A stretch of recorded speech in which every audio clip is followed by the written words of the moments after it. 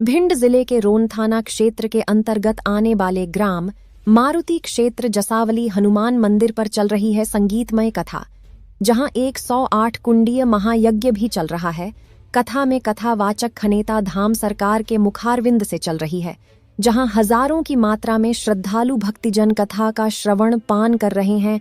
वहीं पर कथा में आज शंकराचार्य आए हुए हैं और कामदगिरी पीठाधीश्वर जगतगुरु रामानंदाचार्य स्वामी श्री राम स्वरूपाचार्य महाराज कामतानाथ प्रमुख चित्रकूट धाम भी पधारे हुए हैं। आइए देखते हैं कथा की कुछ झलकियां। साथ ही कामदगिरी पीठाधीश्वर जगतगुरु शंकराचार्य स्वामी श्री राम स्वरूप आचार्य महाराज से गाय सनातन को लेकर चर्चा भी हुई। भिंड से दिनेश सोनी की रिपोर्ट। जसावली गांव के हनुमान जी यहाँ एक बहुत बड़े यज्ञ का आयोजन किया जा रहा है।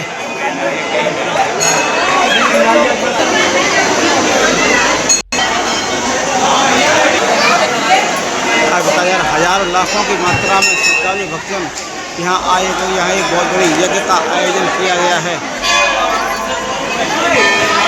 जहाँ भी देखेंगे आप केवल पब्लिक ही पब्लिक आपको नजर आएगी। हमारे पत्रकार साथीगण भी आए हुए हैं।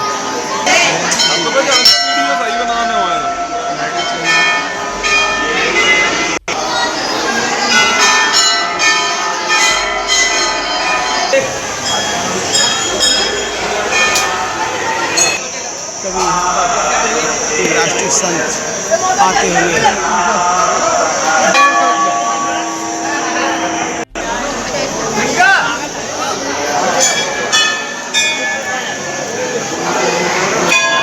आज यहाँ पर जगतगुरु रामानंदाचार्य जी भी आए हुए हैं। यहाँ पर भगवान राम सीता लक्ष्मण के दर्शन करते हुए ग्राम जसावली रोन थाना क्षेत्र के अंदर आने वाले जसावली गांव में यहाँ एक बहुत बड़ा यज्ञ चल रहा है।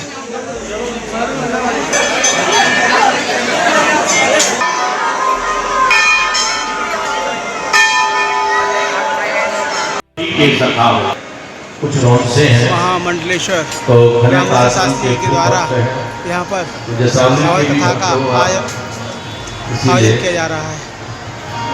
आपका हम साधुवाद देते हैं। तू कपटी का सखा है, इसीलिए तू भी कपटी है। तू हमारे पैरों को मत छू, झूठे प्रणाम करके हमने विनय मत कर।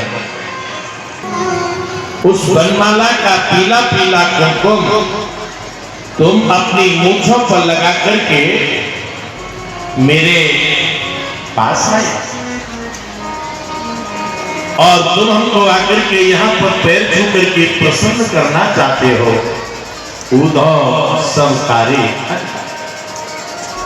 चारों तरफ भीड़ नजर आ रही है, लाखों की मात्रा में श्रद्धालु। अरे हम उनकी एक जन्म की गाथा नहीं जानते, हम तो उनकी 3-3 जन्म की गाथा को जानते। रे मधो तो उन्होंने कपिराज वाली को प्यार के समान मारा। छिप करके इन्होंने बाण चलाया था। बेचारी सूर्पनखा ने क्या बिगाड़ा था, उसकी नाकान काट दी। अरे और तो छोड़िए, बेचारी बदी ने क्या बिगाड़ा, संपत्ति को ले लिया। और इसके बाद इन्होंने उनको वर्ण उनके तुम हमारे सामने आकर के जो उद्धव कहते थे कि हम वेदांत शैली में बोलेंगे,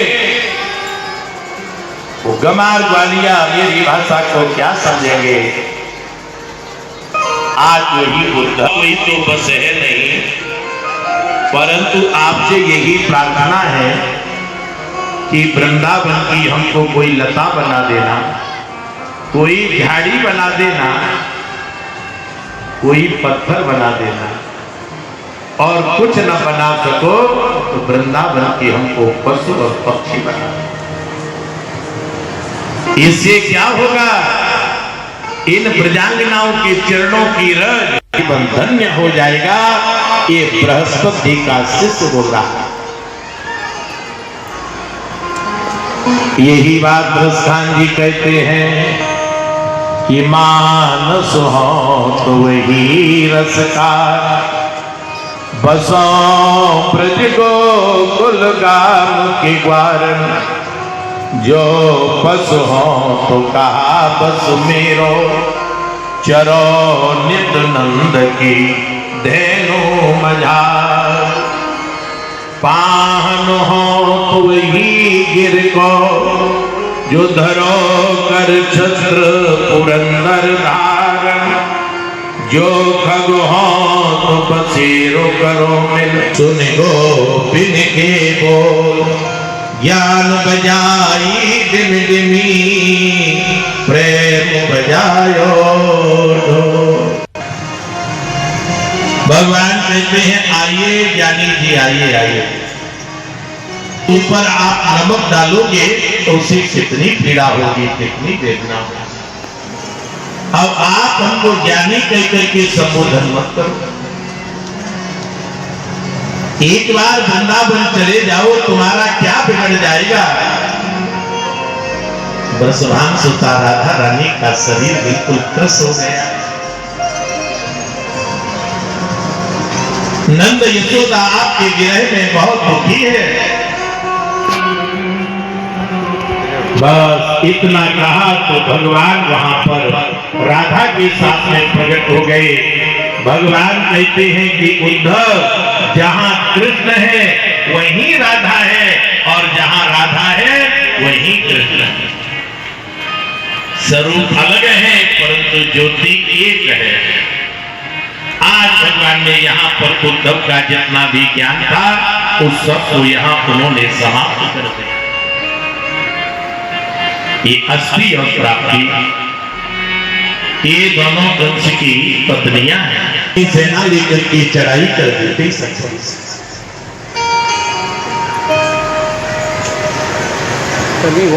17 बार चढ़ाई की, 18वीं बार दो दो विपत्ति आ रही है। दूसरा काले बना रहा है। भगवान ने ईश्वरमा से कहा कि समुद्र के अंदर सुंदर एक निर्माण करो द्वारिकापुरी। इन्होंने समुद्र के अंदर एक सुंदर द्वारिकापुरी का निर्माण किया और वहां पर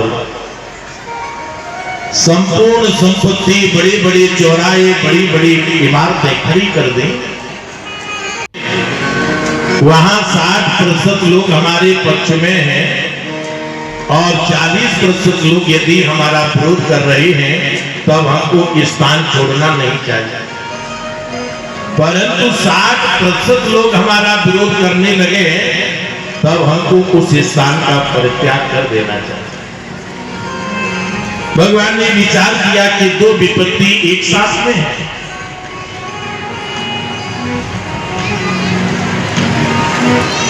और यह कालेवन तुम्हारा अनुष्ठान बिठा करके आया है। भगवान वहां से भाग पड़े, दौड़ पड़े। कालेवन ने कहा कि अच्छा भाग करके जा रहा है, क्या तू हमसे बच पाएगा? भगवान कहते हैं कि मेरे कई नाम हैं, एक नाम रणछोड़ पड़ जाए तो क्या अंतर है। भगवान का नाम रणछोड़ पड़ गया। बोलिए रणछोड़ भगवान जय जय। भगवान यहाँ से भागे और धौलपुर में आई एक गुफा में इन्होंने प्रवेश किया। प्रवेश करते ही भगवान ने अपना पीताम्बर उनके ऊपर डाल दिया। ठाकुर जी आगे बढ़ गए। इस कालेवन ने एक लाभ का प्रहार किया। अच्छा बाबा बनकर के यहाँ सो गया। क्या समझता था कि यहाँ पर कालेवन आ नहीं पाएगा। अच्छा कोई व्यक्ति सो रहा है और एकाएक आप उसके ऊपर लाभ का प्रहार करो तो उसके जब नींद खुलेगी तो दृष्टि किसके ऊपर पड़ेगी? जिसने लाभ का प्रहार किया। तो जैसे दृष्टि पड़ी, दृष्टि पड़ते ही कालेवन जल करके रात। अब यहां परीक्षित कहते हैं को नाम पुराण ब्रह्मन प्रसिद्ध किंदीर एव चाह कस्मात जुहान जतः शिष्य किंते जो ये बनारदन, जिसके दृष्टि पात्र मात्र से काल एवं जलकर के भस्म हो गया, वह पुरुष कौन है, किस वंश का था, उसमें कैसी शक्ति थी और वह किसका पुत्र था, ये आप कृपा करके हमें श्रवण करा। सुखदेव कहते हैं कि वे इक्ष्वाक वंशी महाराजा मांधाता के पुत्र राजा मुचकुंद, और यह मुचकुंद ब्राह्मणों के परम भक्त थे। शाला जिसमें 108 कुंड हैं, 108 हवन बनाए गए हैं। इतनी बड़ी यज्ञशाला अभी तक हमने भिंड में नहीं देखी, जहाँ 108 कुंड बने हों। सभी लोग यहाँ पर 108 हवन कुंड की परिक्रमा लगाते हुए देखे जा सकते हैं। सभी लोग यहाँ पर 108 कुंड की परिक्रमा लगाते हुए, क्यों ना भिंड जिले में पहली बार 108 कुंडी महायज्ञ चल रहा है। रौन थाना क्षेत्र के अंतर्गत जसावली सरकार नदना में 108 कुंडी महायज्ञ चल रहा है। यहाँ पर संगीत में भागवत कथा भी चल रही है। रामभूषण शास्त्री के मुखारविंद से हम आपको यहाँ कुंड की परिक्रमा 108 कुंड का, हमारे पत्रकार साथी भी कुंड की परिक्रमा लगाकर पुण्य प्राप्त करते हुए।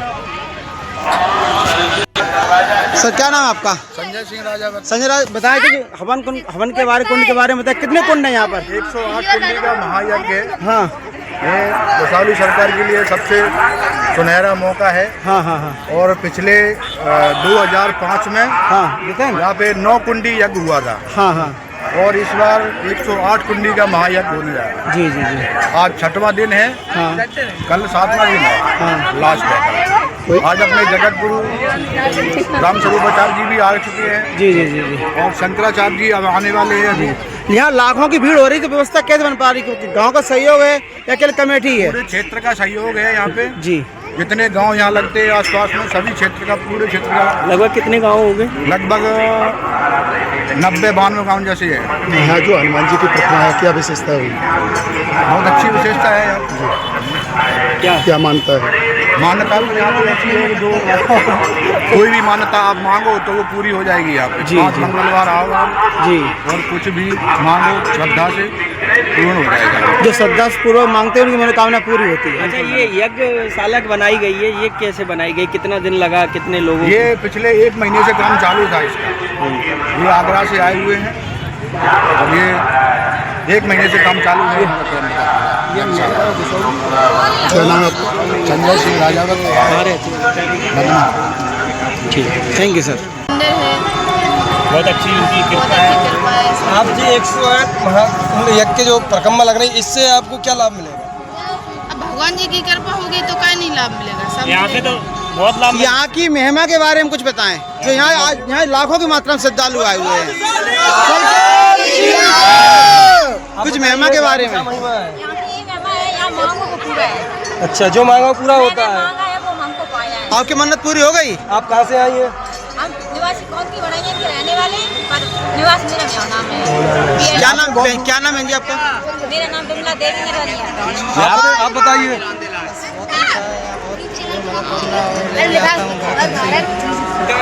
यहाँ पे बहुत दूर दूर से लोग बाग आते हैं।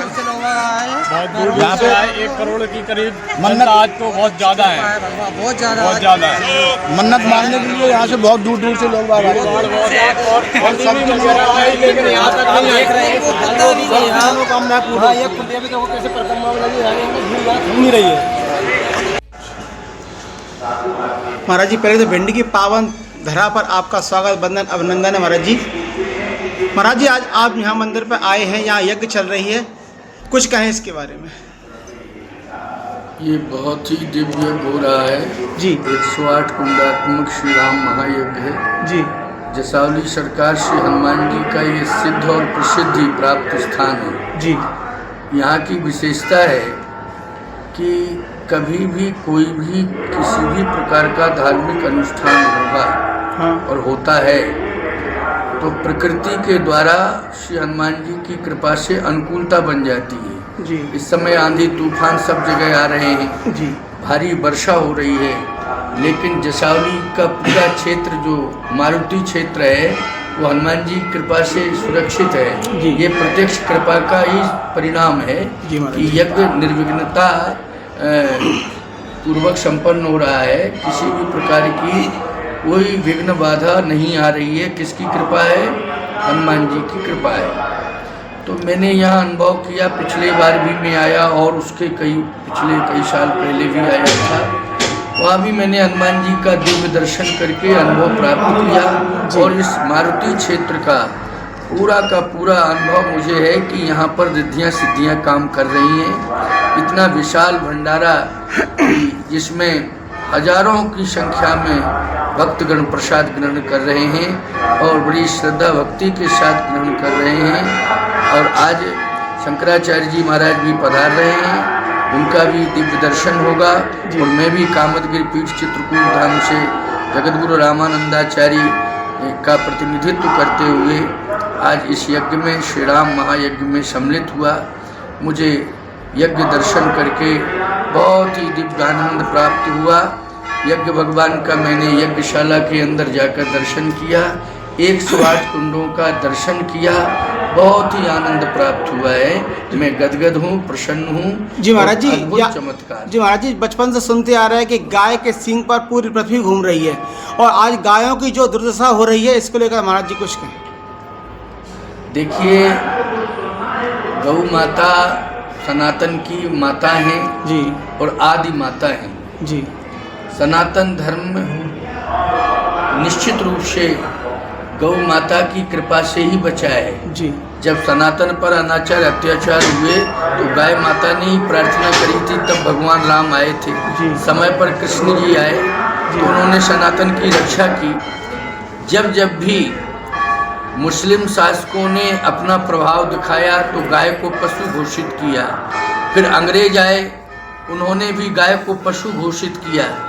लेकिन अनादि परंपरा से सनातन में कभी गाय को पशु नहीं माना गया है, माता ही माना गया है। जी महाराज। ये तो अंग्रेजों ने, मुसलमानों ने गाय को पशु घोषित किया है। जी महाराज। हमारे पुराणों में, शास्त्रों में कोई ऐसा बता दीजिए आपकी पशु कहा गया हो? नहीं जी। गौ माता को सरकार राष्ट्रीय पशु का दर्जा क्यों नहीं देती? राष्ट्रीय माता, गौ माता का ऐसा है कि प्रयास चल रहा है, आंदोलन हम लोग कर रहे हैं और बार बार बोल रहे हैं, सरकार को चेतावनियां भी दे रहे हैं। विश्वास है कि इनको राष्ट्रमाता घोषित करना चाहिए और यदि नहीं करते हैं तो ये भूल मानी जाएगी और सबसे बड़ी भूल मानी जाएगी। सनातन का प्रचार आज मोदी कर रहे हैं, योगी कर रहे हैं, कई देश में चल रहा है, लेकिन गायों को गौ माता दर्जा नहीं दिला पा रहे हैं। क्या सनातन का प्रचार वाणी से होना अलग बात है, हाँ, लेकिन क्रिया के रूप में परिणत होना चाहिए जी। तो अगर ये राष्ट्रमाता घोषित कर दें तो बहुत ही साधुवाद के पात्र हैं और प्रयास चल रहा है। उनसे बार बार कहा जा रहा है, पत्र भी लिखे जा रहे हैं, हस्ताक्षर भी हो रहे हैं। मुझे लगता है कि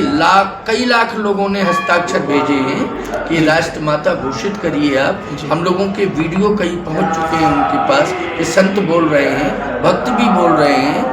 अब इस पर इनको ध्यान देना चाहिए और मोदी जी को निश्चित रूप से राष्ट्रमाता का दर्जा देना चाहिए। महाराज जी, धर्म परिवर्तन और लव जिहाद को लेकर कुछ कहना चाहिए? लव जिहाद तो एक प्रकार से हमारे हिंदुओं के साथ में छलावा है, बहन बेटियों के साथ में छलावा है लव जिहाद। और ये मुसलमानों की नीति रही है कि इन्होंने जब भी अपना प्रभाव दिखाया तो बहन बेटियों को प्रभावित किया है और बहन बेटियों को प्रभावित करके अकबर ने भी यही किया था, जोधाबाई का प्रमाण है। इसलिए ये मुसलमान हमारी बहन बेटियों को ही प्रभावित करते हैं। ये लव जिहाद हमारे सनातन के लिए बहुत ही खतरनाक है और मैं तो बहन बेटियों से प्रार्थना कर रहा हूँ कि बेटियों तुम कभी बहकावे में मत आओ।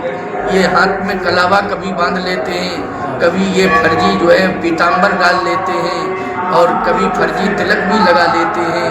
तो इस प्रकार से ये हिंदू बनकर के छलावा करते हैं। तो बहन बेटियों से हर मंच पर मैं यही प्रार्थना करता रहता हूँ कि बहन बेटियाँ सावधान रहें और इस लव जिहाद के खिलाफ हम लोगों की आवाज़ उठ रही है और हर मंच पर उठ रही है और समाज को जागृत किया जा रहा है और बहन बेटियों को भी जागृत किया जा रहा है। हिंदू राष्ट्र के लिए आप हिंदू राष्ट्र तो हमारा है ही, कर होगा क्या, हिंदू ही राष्ट्र तो है। अच्छा एक बात बताइए, इसका नाम हिंदुस्तान है, बोलो क्या नाम है? हिंदुस्तान है। भारत है, आर्यावर्त था, फिर भारत हुआ, हिंदुस्तान हुआ। लेकिन जो विकृतियां आई हैं वो राजनीति के कारण आई हैं। राजनेताओं ने मत लेने के चक्कर में, वोटों के चक्कर में, वोटों के लालच में हमारे हिंदुस्तान को कमजोर किया है। हिंदुस्तान हिंदुओं का ही राष्ट्र है ये। महाराज जी, लेकिन बागेश्वर जो धीरज शास्त्री है वो हिंदू राष्ट्र बनाने की हमेशा देखिए, हिंदू राष्ट्र का प्रचार करना अलग बात है और हिंदू राष्ट्र जो है संविधान में दर्जा प्राप्त हो जाए इसके लिए ये विषय अलग है। तो इसके लिए आंदोलन तो सभी लोग चलाते रहते हैं, ये तो ठीक है, वो अपना काम कर रहे हैं, उसमें कोई दिक्कत की बात नहीं है। अगर वो प्रचार भी कर रहे हैं और एक जन समुदाय के साथ में जन जागरण कर रहे हैं तो अच्छी बात है, उनके लिए कोई ऐसी गलत बात नहीं है। उनका प्रचार अपनी जगह ठीक है, वो साधुवाद के पात्र हैं, आशीर्वाद के पात्र हैं। लेकिन इसके लिए तो नेताओं को ध्यान देना पड़ेगा। हमारे संविधान में हिंदू राष्ट्र, चुनाव जब आता है तो हिंदू राष्ट्र और उसके बारे में है, चुनाव जब आता है, हाँ। चुनाव में हिंदू राष्ट्र की और बाकी गौ माता की बहुत घोषणाएं की जाती है, उसके बाद कुछ नहीं। नहीं, चुनाव में अगर कोई बात कह रहा है नेता तो ये बात पार्टी से संबंधित हो सकता है कि वो वोटों का लालच भी हो सकता है। लेकिन ये बात केवल सिर्फ जो है मात्र चुनाव के समय नहीं होना चाहिए, ये हमेशा ही आवाज़ उठनी चाहिए, निरंतर इसमें आवाज़ उठती रहना चाहिए कि गाय राष्ट्र माता घोषित हो, लव जिहाद से बहन बेटियों को बचाया जाए।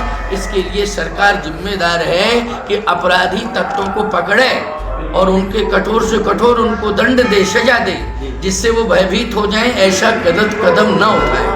सरकार को चाहिए कठोर कानून भी बनाए, कठोर कानून बनाना चाहिए कि कोई पकड़ा जाए तो उसे कठोर से कठोर सजा मिलनी चाहिए।